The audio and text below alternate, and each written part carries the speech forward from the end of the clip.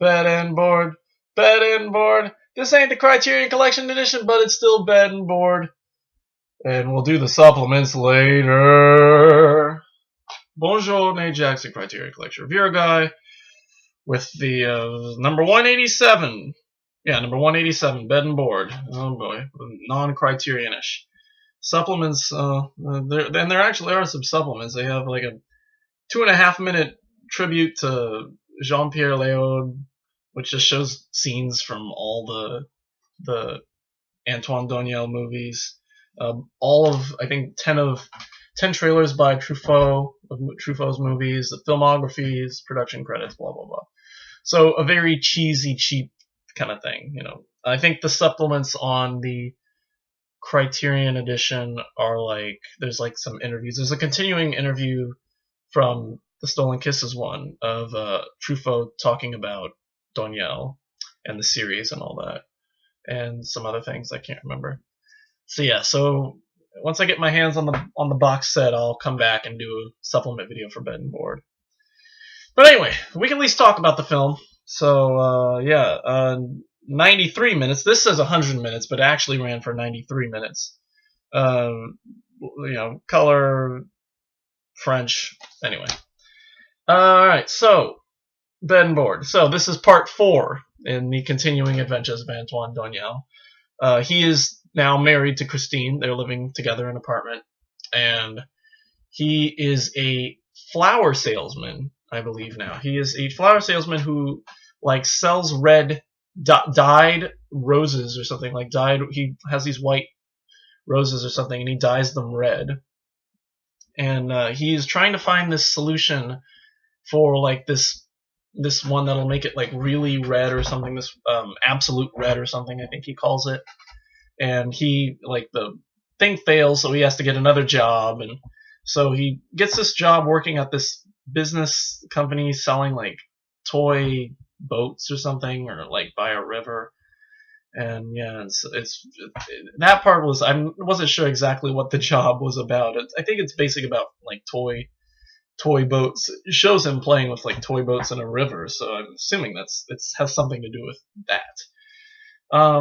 They welcome in the birth of their new child, which is shown in which the whole sequence takes about like 2 minutes. Like, you know, within 2 minutes it shows like the pregnant, it shows that like he wants to have a child, and then within 2 minutes she's had the child, and so that's kind of freaky, but it was kind of cool. I mean, it continues aspects of Truffaut's direction that I saw in Stolen Kisses.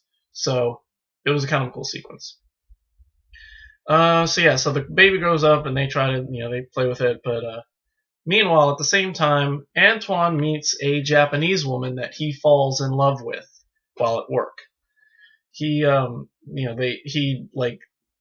She loses a necklace, or he steals her necklace and throws it. I missed that too. And so he retrieves it to her and he gives it back to her as a way of meeting her, and they fall for each other, and so he ends up staying late, and she, Christine gets suspicious and all that. And so he ends up, and she ends up getting a bunch of roses.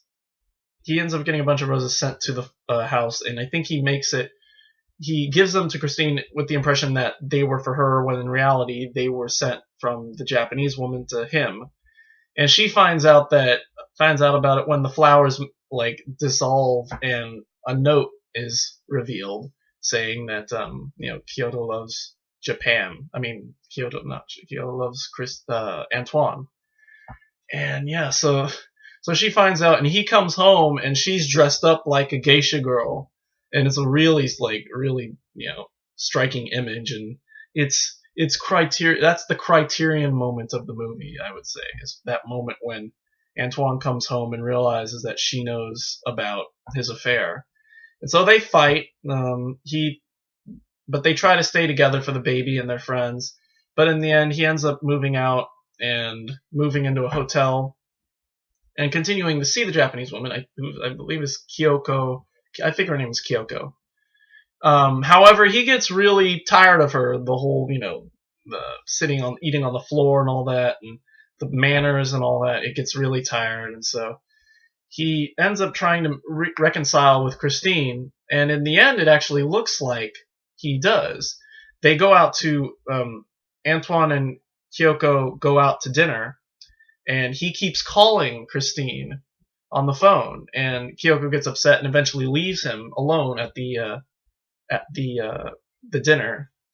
And so I think he eventually, and then I think he ends up going to a whorehouse though and screwing up everything up because it shows them getting back together, he and Christine, but then it shows a year later as an epilogue they fight and they leave, and the last scene is this woman saying to her husband, now they must really be in love now, and the husband does these really weird looks like, and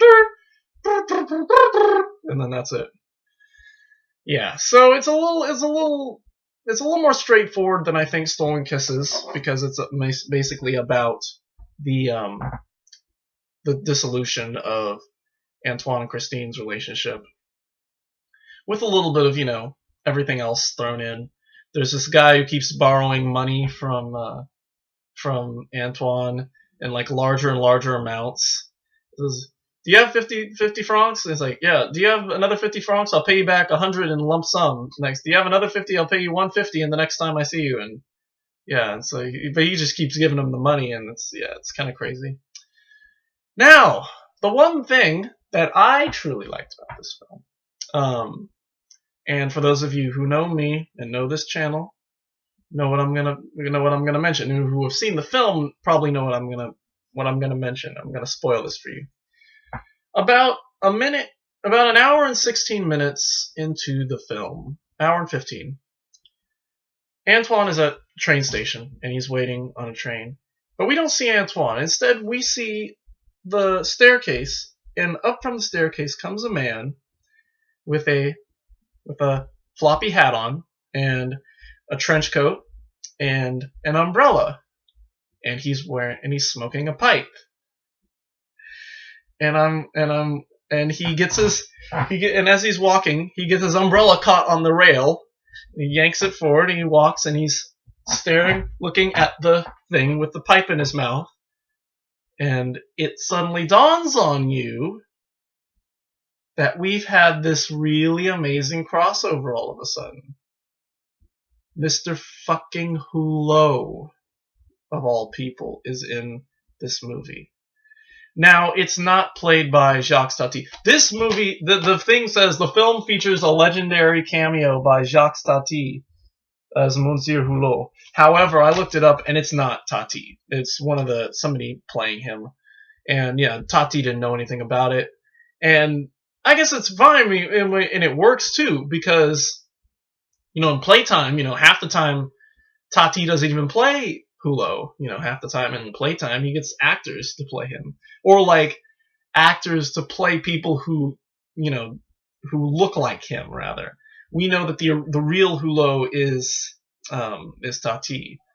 And I think, in that movie, that was the point. But, in this movie, obviously, I think it's a little 30-second nod. It's a really short scene. You see him get his umbrella caught in the rail, and then he's like trying to find the entrance to get on the train, and Antoine runs on with him, and yeah, that's basically the whole scene.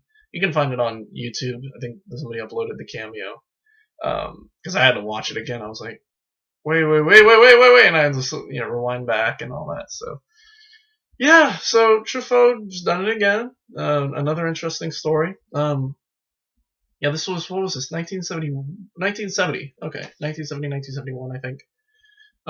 So the next movie, Love on the Run, is 1979. So I don't know. I have no clue what. I'm just like, this is going to be a lot later in the series, and they're going to be, Antoine and Christine are a lot older. So I'm awaiting it. But anyway.